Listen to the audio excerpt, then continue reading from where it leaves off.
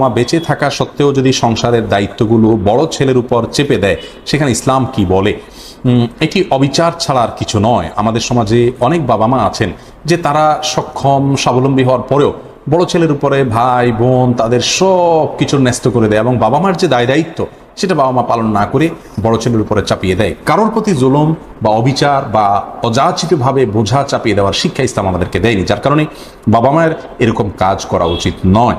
কিন্তু বোঝা চাপিয়ে দেওয়া বলতে খরচ খরচার ব্যাপার যদি থাকে, বাবা মার যদি উপার্জন না থাকে বা থাকলে যদি সাফিসিয়েন্ট না থাকে, বড় ছেলের যদি উপার্জন থাকে, তাহলে এটা তার দায়িত্বের মধ্যে চলে আসে এবং সেটা আদায়ের ব্যাপারে কার্পণ্য করা উচিত নয়। আর সেই সাথে বাবা মাকে সহযোগিতাও করা উচিত।